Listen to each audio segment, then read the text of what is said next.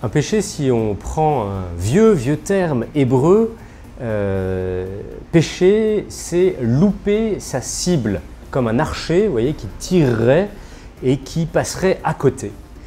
Effectivement, péché, c'est passer à côté. À côté de quoi? Eh bien, à côté du plan de Dieu pour chacun d'entre nous. Dieu a un plan de bonheur et un plan d'amour sur chacun de nous. Nous sommes faits pour le bonheur et l'amour éternel.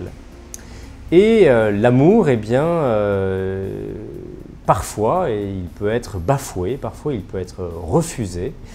On ne peut pas obliger quelqu'un à aimer et de manière, on pourrait dire, consciente, il nous arrive de refuser ce plan de Dieu sur nous, ce désir de Dieu pour chacun d'entre nous. Hein, c'est ce qu'on fait, c'est l'illustration du péché originel, ce qu'ont fait Adam et Ève, bien sûr de manière poétique dans la Genèse, mais le fait de croquer la pomme, eh bien, c'est signifier à Dieu qu'ils peuvent être à eux-mêmes leur propre Dieu, qu'ils n'ont pas besoin de lui, ils n'ont pas besoin de cet amour, de ce plan qu'il leur propose, de cette vie en communion. Hein, et donc le péché, c'est le refus de Dieu, c'est une offense vraiment à son amour. C'est comme si on lui donnait une claque, on lui dit « je ne veux pas de toi ». Alors, quand on donne une claque à sa petite sœur, bon, c'est embêtant, mais on se réconcilie.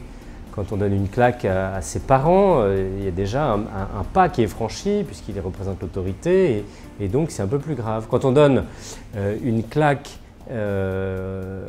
au maire de notre ville, eh bien, il représente tous les habitants, donc c'est un crime important. Quand sous l'Ancien Régime, on attaquait le roi, on appelait ça le crime de lèse-majesté, c'est-à-dire qu'on avait lésé la majesté du roi, et donc c'était une offense encore plus grande. Et puis si on donne une claque au pape, eh bien c'est sûr qu'il représente, il est le successeur de Saint-Pierre, il représente aussi l'ensemble des catholiques, et donc il y a un poids particulier. Mais si on donne une claque à Dieu, qui est infini, qui est l'infini amour, eh bien l'offense est infinie, vous voyez.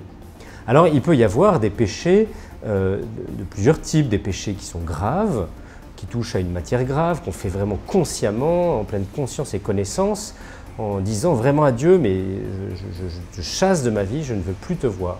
Selon les 10 commandements, vous voyez, qui sont la loi que Dieu nous a laissée, par laquelle il nous donne le chemin de vie. Il nous dit ne tue pas si tu veux être heureux, ne vole pas, ne trompe pas, etc. Il nous donne ce cadre pour que nous puissions grandir en liberté. Et eh bien, si on sort délibérément de ce chemin, c'est vrai que c'est une offense à la fois pour Dieu et puis effectivement c'est un mal qui nous coupe de lui. Et il y a aussi des péchés qu'on appelle véniels, qui sont des péchés peut-être un peu moindres, mais comme on en commet souvent, ça nous arrive beaucoup, et bien au fur et à mesure, vous voyez, c'est comme un réseau téléphonique, hein, alors soit il est coupé d'un coup, ça c'est le péché grave, et on a besoin de rétablir la connexion, d'aller se confesser, soit c'est juste de la friture sur la ligne, hein, c'est le péché véniel, le péché qui n'est pas le plus grave, mais qui brouille la connexion avec le Seigneur. Et là aussi, on a besoin souvent de purifier, dans la confession, de nous purifier. Alors voilà, le but de la vie chrétienne, c'est d'abord de vivre avec Dieu, de progresser dans la vie spirituelle et de petit à petit le connaître et vivre en communion, de le retrouver en nous, et puis d'éviter tout ce qui nous coupe de lui, c'est-à-dire le péché. Voilà, prions souvent notre ange gardien, qui est notre conseiller, toujours là à côté de nous et qui nous aide eh bien, dans les tentations à ne pas dévier, à ne pas louper la cible, mais au contraire à adhérer pleinement au projet de Dieu pour nous, la sainteté.